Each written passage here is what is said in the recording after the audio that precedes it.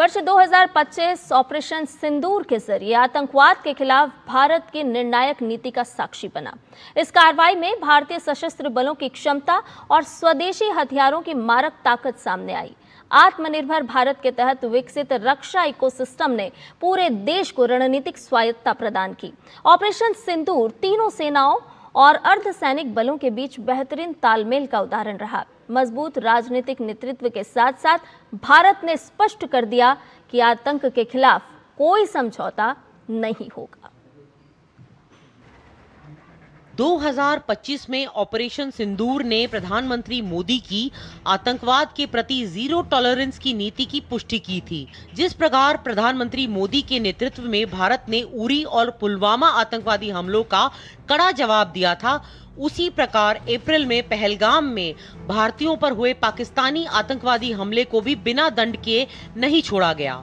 भारतीय सशस्त्र बलों ने पाकिस्तान और पाकिस्तान अधिकृत कश्मीर में स्थित 9 प्रमुख आतंकवादी लॉन्च पैडों पर हमले किए, जिनमें 100 से अधिक आतंकवादी मारे गए। भारत ने कार्रवाई के नियमों को फिर से परिभाषित करते हुए पाकिस्तान के भीतरी इलाकों, जिनमें पंजाब प्रांत, मुरीदके और बहावलपुर शामिल हैं, को टारगेट किया।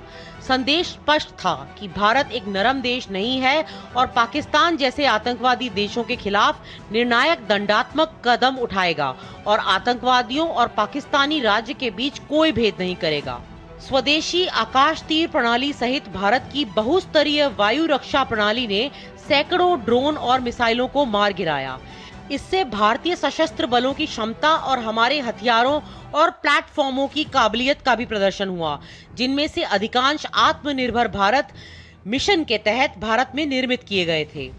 भारत ने पिछले 11 वर्षों में स्वदेशी हथियारों के विकास और निर्माण का एक मजबूत इकोसिस्टम विकसित किया है। इस आत्मनिर्भरता ने भारत को रणनीतिक स्वायत्तता प्रदान की है और अतीत के विपरीत भारत अब अपनी रक्षा और सुरक्षा के लिए विदेशी शक्तियों की स्वीकृति पर निर्भर नहीं है।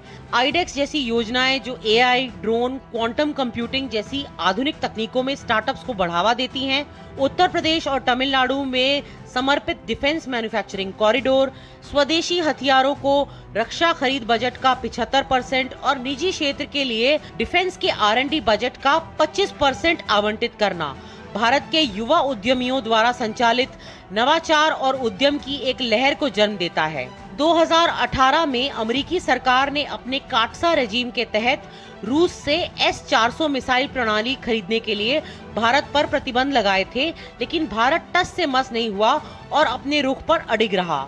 ये S-400 air defence system operation Sindoor की पहली रात के बाद पाकिस्तान द्वारा दागी गई मिसाइलों को विफल करने में निर्णायक साबित हुई। भारत निरंतर अपने अनमैन्ड एरियल व्हीकल या UAV जैसे DRDO द्वारा विकसित घातक ड्रोन, नागास्त्र जैसे लॉइटरिंग ड्रोन का निर्माण कर रहा है।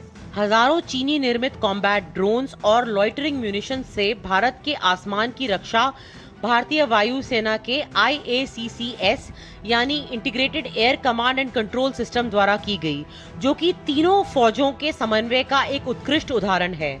ऑपरेशन सिंदूर को तीनों सेनाओं के बीच उच्च स्तरीय एकीकरण को उजागर करने के लिए याद रखा जाएगा। फौजों में सिनर्जी लाना मोदी सरकार की प्राथमिकता है। मोदी सरकार ने 2020 में सैन्य मामलों का विभाग और CDS का पद बनाया। सिंदूर ने दिखाया कि थल सेना, नौसेना और वायुसेना तो इन सिंक हैं ही, और ऑपरेशन सिंदूर में भारत की शानदार सफलता भारत की सैन्य शक्ति की सटीकता और मारक क्षमता का प्रमाण है। साथ ही इसने दुनिया को यह भी दिखाया कि मजबूत और निडर राजनीतिक नेतृत्व द्वारा समर्थित सैन्य शक्ति क्या नहीं कर सकती है। नई दिल्ली से मैं नंदिता डागर, DD न्यूज के लिए। रुक करते अगली खबर का। प्रधानमंत्री नरेंद्र मोदी ने फिडे